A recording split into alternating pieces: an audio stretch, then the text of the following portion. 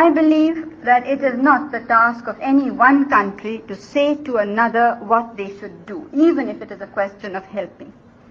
It is my duty to put the situation in my country and its neighborhood, to give my assessment of the situation to the leaders of the countries I visit.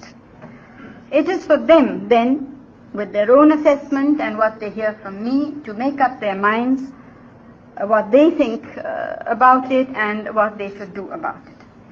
ऐसी थी Indira, America को दिया था करारा जवाब। 1971 में पाकिस्तान को किया दो फाड़, नहीं डरी थी अमेरिका से। क्या बीजेपी लेगी सबक ट्रंप से? कैसा डरना? आजाद भारत के इतिहास में भारत की विदेश नीति इतनी कमजोर कभी नहीं रही। भारत की अंतर्राष्ट्रीय साख इतनी कमजोर कभी नहीं रही। अमेरिकी राष्ट्रपति डोनाल्ड ट्रंप बार बार भारत का अपमान करते हैं, मगर हमारे विदेश मंत्री माननीय लेजर आइज एस जयशंकर, जो भाजपा के भक्तों को मूर्ख बनाने का काम करते हैं, वो खामोश रहते हैं। प्रधानमंत्री खामोश रहते हैं। कल दो चीजें हुई हैं दोस्तों, याद कीजिएगा। किस तरह से वेनेजुएला के राष्ट्रपति और उनकी पत्नी को बेड़ियों में जकड़कर किस तरह से एक अमेरिकी अदालत में ले जाया गया। दुनिया भर के देशों ने इसकी आलोचना की, मगर भारत खामोश रहा। भारत का जो बयान था वो इतना कमजोर था कि उन्होंने अमेरिका नाम तक नहीं लिया। बिल्कुल उसी तरह से जब गालवान घाटी में हमारे 20 जवान शहीद हो गए थे और हमारे प्रधानमंत्री नरेंद्र मोदी के मुंह से चीन शब्द तक नहीं निकला था। वेनेजुएला को लेकर दुनिया भर के देश अमेरिकी राष्ट्रपति डोनाल्ड ट्रंप की आलोचना कर रहे हैं। यहां तक कि अमेरिका के परम मित्र ब्रिटेन तक ट्रंप की आलोचना कर रहे हैं, मगर साहब मजाल है भारत की तरफ से एक भी कड़ा बयान आ जाए। सबसे बड़ी बात, कल अमेरिकी राष्ट्रपति और उनके एक सांसद ने दो बातें कही, उस पर हमारे प्रधानमंत्री खामोश हैं, हमारे विदेश मंत्री खामोश हैं। आप जानते हैं ट्रंप ने क्या कहा? ट्रंप ने कहा कि भारत को मुझे खुश करना पड़ेगा और भारत ने अगर मुझे खुश नहीं किया तो बहुत बुरी हालत हो जाएगी। वो वहां नहीं रुके, उनके सांसद हैं लिंडसे ग्रेहम। उन्होंने कहा कि भारत के एक राजदूत मेरे सामने गिड़गिड़ा रहा था कि आप टैरिफ हटा दें। दो इतनी बड़ी बातें हो गई दोस्तों, मगर साहब मजाल है भारतीय विदेश मंत्रालय एक भी बयान जो है वो दे, एक भी बयान।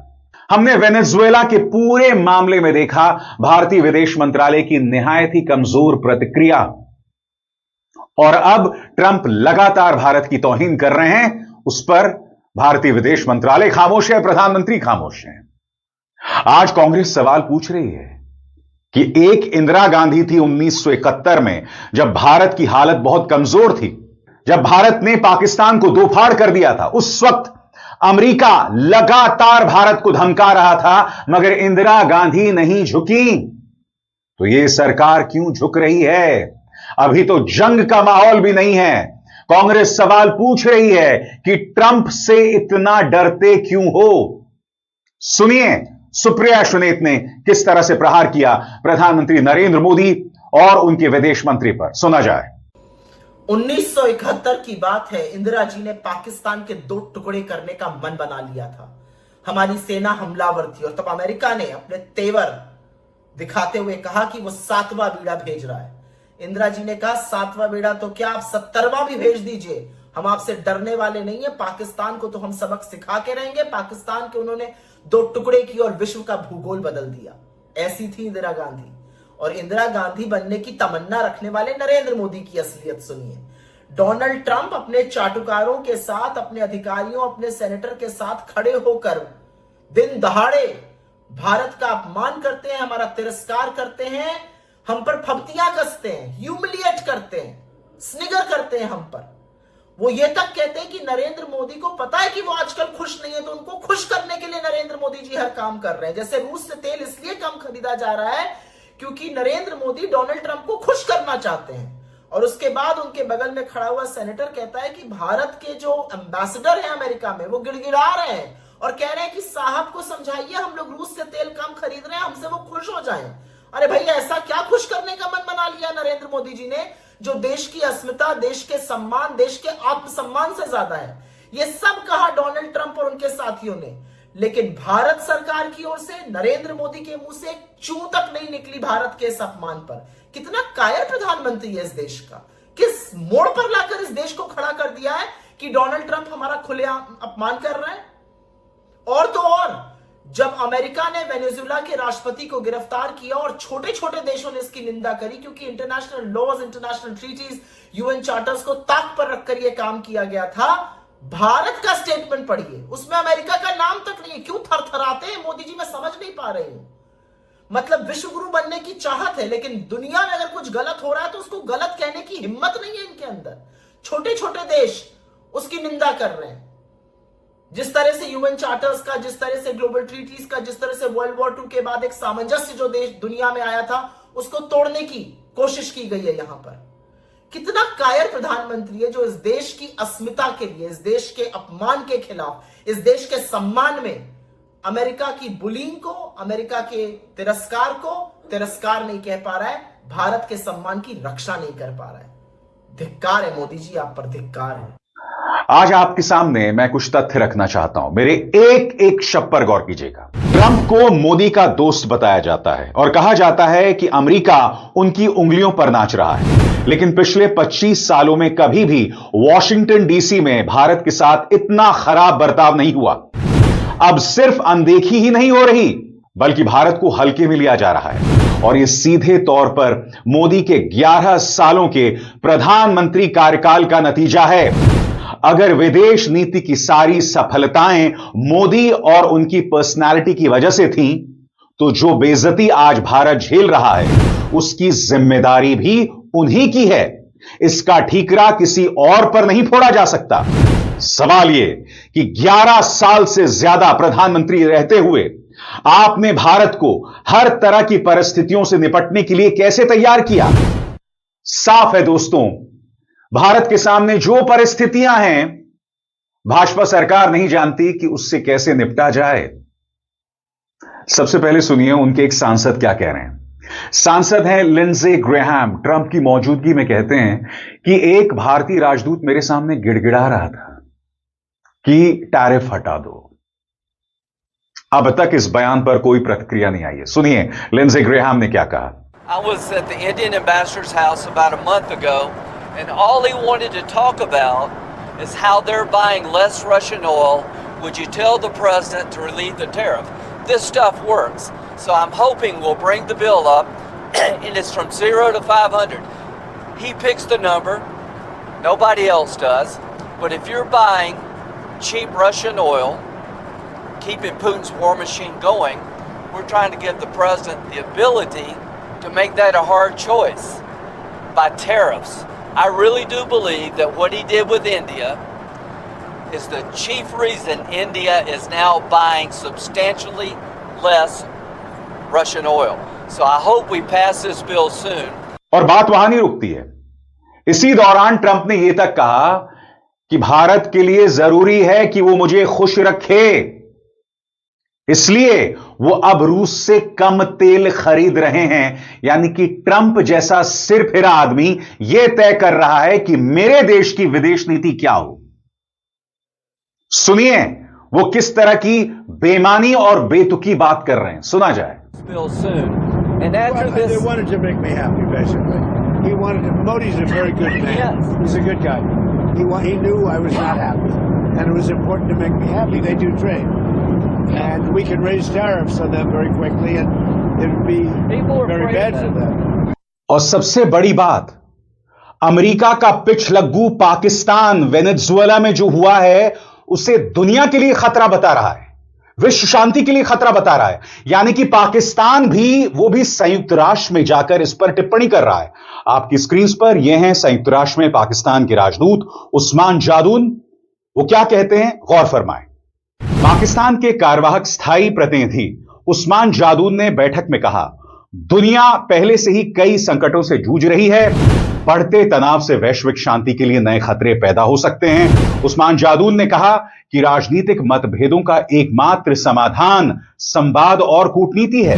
उन्होंने कहा कि पाकिस्तान वेनेजुएला में हाल के घटनाक्रमों को गहरी चिंता के साथ देखता है। वो आगे कहते हैं, संयुक्त राष्ट्र का चार्टर हमें किसी भी देश की क्षेत्रीय अखंडता या राजनीतिक स्वतंत्रता के विरुद्ध बल प्रयोग या धमकी से बचने के लिए बाध्य करता है। संयुक्त राष्ट्र का चार्टर सदस्य देशों को संप्रभु समानता, दूसरों के आंतरिक मामलों में हस्तक्षेप न करने और अंतर्राष्ट्रीय विवादों के शांतिपूर्ण समाधान के लिए भी प्रतिबद्ध करता है। यानी कि पाकिस्तान अमेरिका को संदेश दे रहा है, दो टूक कह रहा है, बगैर डरे अपनी बात कह रहा है।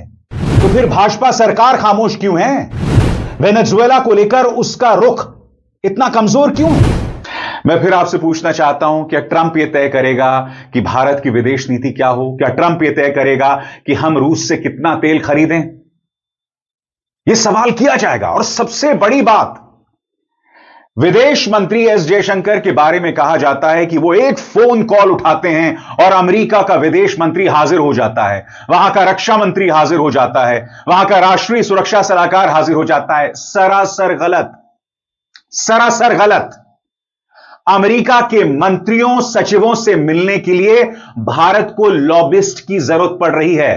लॉबिस्ट यानी कि अमेरिका के अंदर कुछ ऐसे ग्रुप्स होते हैं, कुछ ऐसे गुट होते हैं जो अमेरिकी सत्ता के हुक्मरानों से मुलाकात करवाने का काम करते हैं पैसे के बदले में। यानी कि एस जयशंकर लॉबिस्ट का इस्तेमाल कर रहे हैं ताकि वो अमेरिकी मंत्रियों से मुलाकात कर सकें। और ये मैं नहीं कह रहा हूं, ये मैं दावा नहीं कर रहा हूं दोस्तों, पत्रकार सुशांत सिंह ने यह जानकारी पेश की है। और जैसे कि यहां स्पष्ट है, जेसन मिलर की एक फर्म है जिसके जरिए भारतीय विदेश मंत्री या भारतीय राजदूत जो हैं वो मुलाकात करते हैं अमेरिकी अधिकारियों के साथ, अमेरिकी सचिवों के साथ, अमेरिकी मंत्रियों के साथ। तो फिर यह दावा क्यों किया जाता है कि एस जयशंकर जो हैं वो एक फोन कॉल उठाते हैं या एक फोन करते हैं और अमेरिका को कोई भी मंत्री जो है फोन उठा लेता है? तो इस देश को आखिर क्यों बताया जाता है कि एस जयशंकर माननीय लेजर आइज हैं? वो एक फोन कॉल उठाते हैं और वहां का विदेश मंत्री हाजिर हो जाता है। और सबसे बड़ी बात याद कीजिएगा, ये एस जयशंकर थे जिन्होंने कहा था कि दुनिया में कोई भी देश बगैर भारत से बात किए कोई कदम नहीं उठाता। मैं आपका ध्यान खींचना चाहता हूं उनके एक बयान की तरफ जिसमें उन्होंने कहा था, no major global issue decided without India's consultation. सरल शब्दों में, भारत से बातचीत किए बगैर दुनिया का कोई भी बड़ा कदम नहीं उठाया जाता। तो सीधी सी बात, वेनेजुएला पर ट्रंप ने जो आक्रमण किया, उनके राष्ट्रपति और राष्ट्रपति की पत्नी को जिस तरह से अपमान किया जा रहा है, अपमानित किया जा रहा है, जिस पर आप पूरी तरह से खामोश हैं माननीय लेजर आइज जी, क्या इस पर ट्रंप ने आपसे मंत्रणा की थी? सवाल किया जाना चाहिए ना। जब जयशंकर यह दावा करते हैं कि दुनिया का हर बड़ा फैसला भारत से बातचीत करने के बाद ही उठाया जाता है, तो क्या वेनेजुएला पर जो हमला हुआ ट्रंप ने आपसे बात की थी? सरल शब्दों में आपके स्क्रीन पर, अगर एस जयशंकर सही थे तो क्या ट्रंप ने वेनेजुएला पर हमला करने का फैसला लेने से पहले मोदी से सलाह ली थी? अगर एस जयशंकर गलत थे तो फिर वो अब भी भारत के विदेश मंत्री क्यों हैं? ऐसे में कोई यह भरोसा कैसे करे कि मोदी को लेकर उनके बाकी सार्वजनिक दावे और बयान भी इसी तरह से फर्जी नहीं हैं? बड़ी बड़ी बातें की जाती हैं कि भारत की रजामंदी के बगैर कोई कुछ नहीं करता, पोपो ने वॉर रुकवा दी। और यही विदेश मंत्री हैं, याद कीजिएगा एएनआई को दिए गए इंटरव्यू में इन्होंने कहा था कि चीन इतनी बड़ी अर्थव्यवस्था है, हम उनसे कैसे मुकाबला करेंगे। कल्पना कीजिए यही बात अगर राहुल गांधी ने कह दी होती, जो कि विपक्ष के नेता हैं, सत्ता में भी नहीं है, तो यही गोदी मीडिया कितना बड़ा बवाल करता। मगर यह व्यक्ति अमेरिकी मंत्रियों से मुलाकात करने के लिए इन्हें लॉबिस्ट का सहारा लेना पड़ता है, जैसा कि इन फाइलिंग्स से स्पष्ट होता जा रहा है। इन फाइलिंग्स ने कहीं ना कहीं पूरी तरह से एस जयशंकर को एक्सपोज कर दिया है। क्योंकि यहां पर क्या बताया जा रहा था कि एस जयशंकर एक फोन उठाते हैं और चाहे तो किसी से भी बात कर सकते हैं, और हो क्या रहा है इसके बिल्कुल उलट।